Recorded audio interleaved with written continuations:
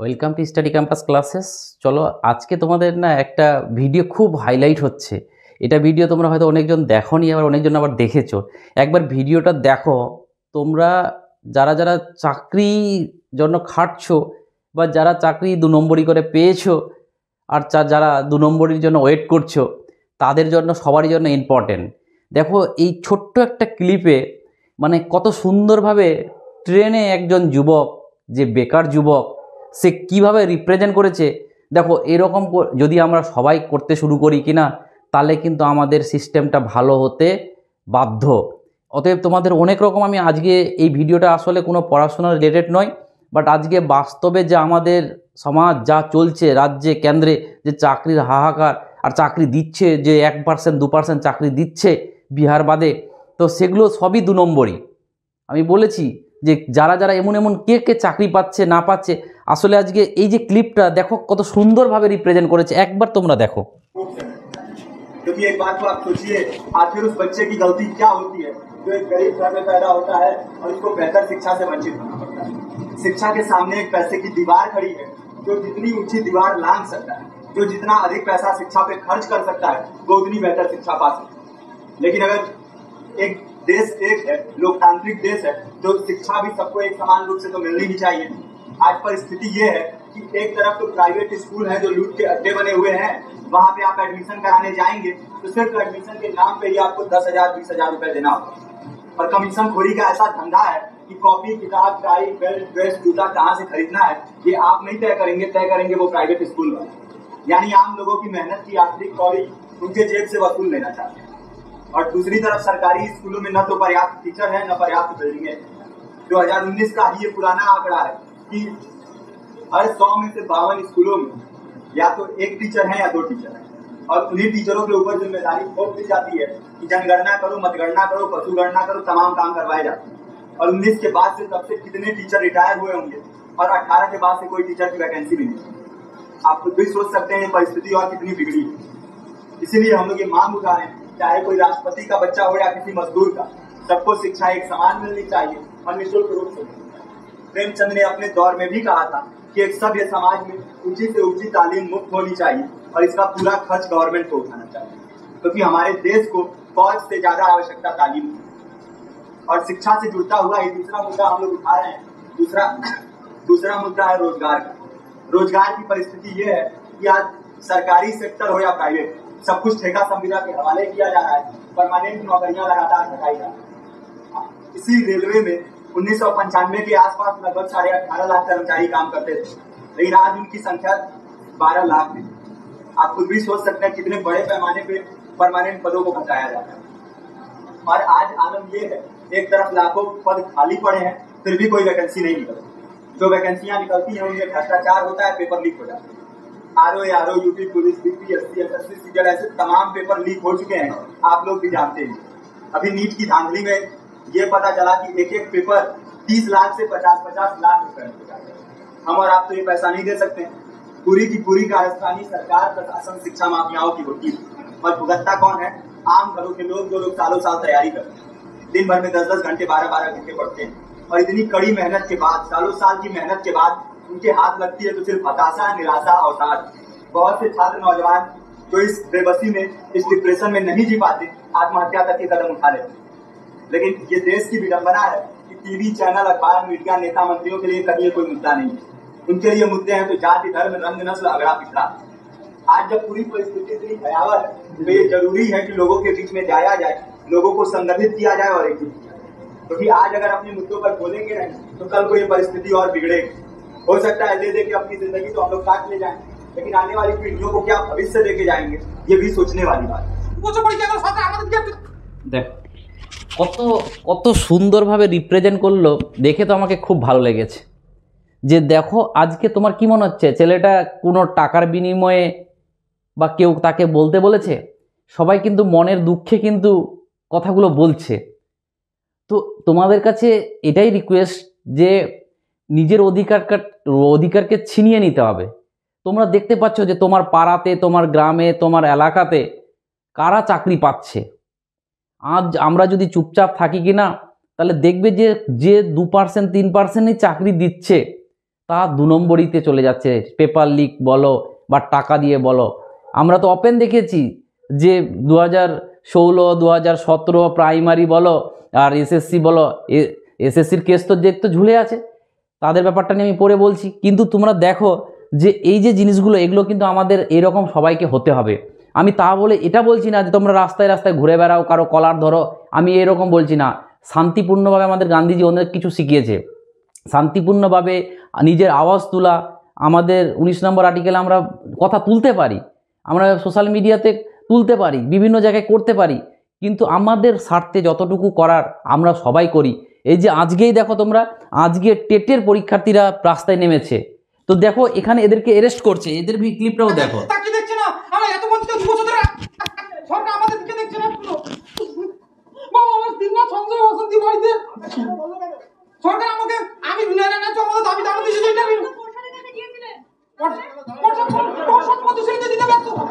কেন এতদিনও পর্যন্ত নিয়োগ হচ্ছে না, কোনো নোটিফিকেশন বের হচ্ছে না? একাধিক তাদের সঙ্গত দাবি নিয়ে তারা আজকের তাদের বিকাশ ভবন অভিযান, কিন্তু বিকাশ ভবন পৌঁছানোর আগেই তাদেরকে কার্যত পুলিশের পক্ষ থেকে প্রিজন ভ্যানে তোলার কাজ শুরু হয়ে যায়।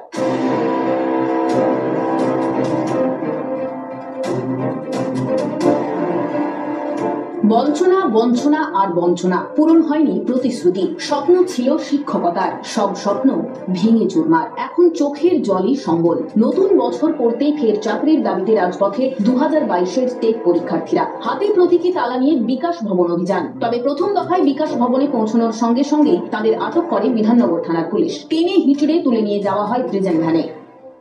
সরকার আমাদের নিয়োগ কাজ শুরু করছে না, সরকার আমাদেরকে আমরা বিলম্ব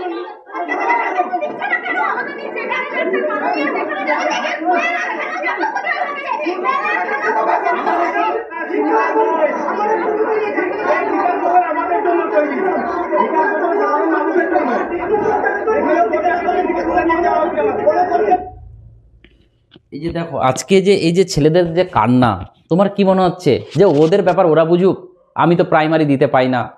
ভাই আজকে প্রাইমারি দিচ্ছে, কালকে তো এসএসসি হচ্ছে, এইরকম তো চলতেই থাকবে, তাহলে এরকম কোনো লাভই হবে না। তোমরা বিহারকে দেখে কিছু শিখো, যে বিহারে দেখো যে কি হারে, যা হারে আন্দোলন চলছে, ওরা এক্সাম করেই ছাড়বে, এত সহজ না।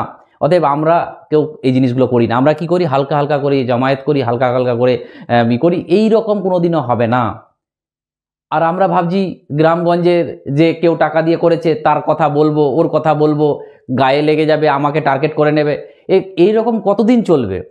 আজকে এদের কথা ভাবো তো, যে তোমরা দেখলে মাথা খারাপ হয়ে যাবে। এর আগে তোমরা কয়লা কেলেঙ্কারি দেখেছো, তোমরা কত রকমের কেলেঙ্কারি দেখেছো। আজকে নিউজে দেখো আজকে কি হয়েছে, এবার রাজ্যে বই কেলেঙ্কারি, মানে এরা কাউকেও ছাড়বে না, বই কেলেঙ্কারি তো ধরা পড়েছে। দেখো যে স্কুলে 2 লাখ বই চুরির অভিযোগ, মানে আর কিছু বলার থাকে? সাইকেল কেলেঙ্কারি থেকে শুরু করে, কয়লা থেকে শুরু করে, যত রকম বালি থেকে শুরু করে যত রকমের আছে, কত রকমের না কেলেঙ্কারি হয়। আজকে দেখো বই পর্যন্ত ওরা চলে এসছে। তো এইটুকু মাথায় রেখো, এরকম হবে না। তোমরা ভাবছো আমরা, ওরা আন্দোলনে যাচ্ছে, আমি খাতা কলমে খালি পড়াশোনা করি, লাভ হবে না। কি করে লাভ হবে বলো? চাকরি তো দিচ্ছে 2 নম্বরই ভাবে। অতএব আজকে যদি কথা না বলো, এই যে আজকের দিনে ভাবো 26,000 যে শিক্ষকের যে তোমাদের আজকে মানে চাকরিটা মানে মরার মতন, তাদের কথা একবার ভাবো। তাদের মধ্যে কেউ তো সত্যি ভালো ছেলে আছে? তাদের অবস্থাটা কি, তাদের দোষটা কি? আজকে তারা রাস্তায় পড়ে রয়েছে, তাদের সুপ্রিম কোর্টের হাতে তাদের জীবনটা রয়েছে, যে চাকরি থাকবে না, চাকরি যাবে। এটা দোষটা কার বলো তো? আমরা সবাই বলছি চাকরি চলে যাক, ভালো কথা, চাকরি চলে যাক, কিন্তু আমি বলছি যে চাকরি যাক যাদের, তারা যারা 2 নম্বর, তারা, এটা পুরোপুরি কিন্তু সরকারকে দায় নিতে হবে। কারণটা হচ্ছে যে দেখো সরকার এই যে সিস্টেমগুলো কে এমনি করলো? সরকারই তো করেছে না? তোমরা হয়তো প্রত্যেকজনই জানো যে সরকার পুরোপুরিভাবে, পার্সিয়ালিভাবে হোক, ডিরেক্ট হোক, সরকার জড়িত। আজকের দিন আমি তোমাদের বলে দিচ্ছি, এই যে সেগ্রিগেশন করতে পারছে না, সেপারেট করতে পারছে না যে কে 2 নম্বর আর কে অরিজিনাল, এটা পুরোপুরি কিন্তু সরকার করছে না। কারণ সরকারের কথাতেই হবে, কিন্তু সরকার করতে চাইছে না। কারণ জানে আমি যদি 5,000কে 2 নম্বর বলে ডিনোট করে দিই, ওই 5,000-এ আমাদের গলা ধরবে, কারণ আমি তো ওদের কাছ থেকেই টাকা নিয়েছি। ওই জন্য সরকার চাইছে যে বাঁচলে সবাই বেঁচে যাক, আর না হলে সব চাকরিটি যাক। তাহলে আমরা তো বলতে পারবো যে সবাই চলে গেছে, আমরা তো থামার চেষ্টা করলাম, পারলাম না। তো আজকে মানে কি বলবো, আজকে যা বাজার চলছে, খালি কলম ঘুষে বাড়িতে পড়ে পড়ে আমাদের এক একজন 10 ঘন্টা 12 ঘন্টা পরে যা অবস্থা দেখতে পাচ্ছ, চাকরি পাবে না। তার জন্য কিন্তু তোমাকে কিন্তু রাস্তায় মানে যা মানে একসাথে মানে আমাদের দলবদ্ধভাবে যা করছি সবাই করতে হবে। কারণ রাস্তায় দেখো আজকে প্রাইমারি নেমেছে, কালকে এটা না হাই স্কুলও আছে রাস্তায়, মানে কোন দিন এক এক করে রাস্তায় থাকছে, কি লাভ হবে? কোনো লাভ হবে না যতক্ষণ না আমরা সবাই মিলে একসাথে। আমি দেখি পিএসসির আন্দোলন হোক বা পুলিশের আন্দোলন হোক, যে কোনো আন্দোলনে সোশ্যাল মিডিয়াতে এমনভাবে আগুন জ্বলে না, কিন্তু বাস্তবে কিছুই হয় না, কেউ আসে না। ওই আমি গেলাম না তো কি হলো? বাট সরকারকে যদি তোমরা হার মানাতে চাও, তার জন্য কিন্তু রাস্তায় বেরোতে হবে, কথা বলতে হবে, কথা বলতে শিখতে হবে। কথাও যদি বলতে থাকো, শিক্ষিত সমাজের আগে দিকে কোনো নেতা মন্ত্রী টিকতে পারে না। কিন্তু আমরা কি করি, নেতা মন্ত্রী দেখে ভয় করি, আমাদেরকে ফাঁসিয়ে দেবে, এ করবে ও করবে। তোমাদের যে আমি এত কথা বলি, তোমরা ভাবতে পারছো আমাকে, এমন কি তোমরা দেখবে কমেন্টে একজন নাম বলছি না, যে একজন ডিফারু আছে, প্রচণ্ড ডিপ ঝাড়ে, আমি WBCS পাস করেছি। ভাই 16 সাল থেকে WBCS-এ কী হয় এটা সবাই জানে, যে তুমি যে কোন পথে, ভালো পথে পেয়েছো না খারাপ পথে পড়ে সবাই জানে। আমার ভিডিওতে দেখবে কমেন্ট করেছে যে আমি মাদ্রাসাটা নিয়ে বলেছিলাম যে 2 নম্বরই হয়নি। তোমরা সবাই প্রত্যেককে জানো যে 2 নম্বরই হয়েছে কি হয়নি। যদি 2 নম্বরই না হয় তাহলে কি করে কাট অফ দিচ্ছে না? কাট অফ দিতেও সত্যি দেখতাম। একজন WBCS অফিসার আছে, উনি আমার কমেন্টে কমেন্ট করেছে যে না তুমি মিসগাইড করছো। তো তোমাদেরকেও আমি দেখলাম না যে ওকে তো ধুয়ে দেওয়া উচিত ছিল কমেন্টে, যে কি বলে যেন স্যার তো ঠিকই বলছে। কিন্তু একজন WBCS অফিসার হয়ে মানে কি বলবো, যে মানে চটি চাটা হয়ে গেছে, মানে যা করছে সবই ঠিক। তো ওই জন্য তোমাদেরকে রিকোয়েস্ট করছি, এগুলোর প্রতিবাদ করো। যখন প্রতিবাদের সবাই উগ্র হয়ে যাবে না, তো আমরা যখন ব্রিটিশকে হারাতে পেরেছি না, তো এগুলো তো সামান্য দেশি লোক, ঠিক আছে, তো এদেরকে তো কোনো ব্যাপারই না। তো তোমাদের কাছে এইটুকুই রিকোয়েস্ট, পড়াশোনার সাথে সাথে আমাদের এই এক হওয়াটা জরুরি। এটা ভাবিও না যে ও গেল আমি পড়ি। অতএব তোমাদের কাছে এইটুকুই রিকোয়েস্ট যে তোমরা একটু অ্যাক্টিভ হও, যে কোনো রকম আন্দোলনে হলে জড়িত হতে হবে। কারণটা হচ্ছে সরকার কিন্তু দিনে দিনে যে ছেলেটা দেখলে কি বললো, কত সুন্দরভাবে রিপ্রেজেন্ট করলো। আমরা যদি 4টা লোককে এইভাবে তোমরা যদি 10 জন যদি 4টা লোকে করো, 40 জন লোক শুনতে পাবে, 40 জনটার লোকে কানে যাবে না এবার উগ্র হয়েছে, আর চুরি করা যাবে না। আর যার বাবারা টাকা দিচ্ছে, যে ছেলের বাবারা টাকা দিচ্ছে, ওরাও তো ভয় পাবে তখন, যে না আগের যুগ আলাদা ছিল, চাকরি হয়ে যাচ্ছিল। আর এখন যে চাকরি যাচ্ছে, 16 সালের চাকরি যাচ্ছে হাই স্কুলের, তাহলে এটা ভাবা উচিত যে যারা 17 সালে ভাই প্রাইমারি পেয়েছো, যারা 16 সালের যারা 2 নম্বরই চাকরি পেয়েছো, তোমাদের সারা জীবনে তোমাদের কোনোদিনও ঘুম হবে না। কখন কোন চাকরি যাবে বলা মুশকিল। ওই জন্য সবাইকে বলবো যে কমপক্ষে 2 নম্বরই করে চাকরি নিও না, দম থাকলে খেটে নাও, নাহলে অনেক বড় হওয়ার অনেক রাস্তা আছে, চাকরি করতে হবে এরকম কোনো ব্যাপার নয়। চলো তোমাদের এইটুকু তোমাদেরকে রিকোয়েস্ট যে তোমরা অ্যাক্টিভ হয়ে থাকো পড়াশোনার সাথে সাথে। কারণ এই কষ্টগুলো কি না কতদিন আর মানে এইভাবে থাকবে, দেখতে পাচ্ছ তো ডিরেক্ট শিক্ষিত সমাজের সাথে আমাদের সরকারগুলো কি করছে, চ্যালেঞ্জ করছে, চাকরি দেবো না, তোমরা কি করবে করো। তো তবে আমাদেরকেও দেখাতে হবে আমরা কি করতে পারি। তো অতএব আপকামিং তোমাদের কোনো রকম আন্দোলনের যদি হয় আমরা সেটা জানাবো, এবং তোমরা অ্যাক্টিভ থাকো এবং ভিডিওটাকে শেয়ার করো। কারণ শেয়ার করলে তোমরা ভাবছো স্যারের লাভ করে কী লাভ, ভাই আমার লাভ না, এই যে কথাটা 4 জনের কাছে যাবে, তো 4 জন তো অ্যাক্টিভ হবে। তো অতএব ভিডিওটাকে শেয়ার করো যেন তোমরা মানে এর বেনিফিট পাও। তো চলো আবার আমরা নেক্সট ভিডিওতে আসবো। Thank you.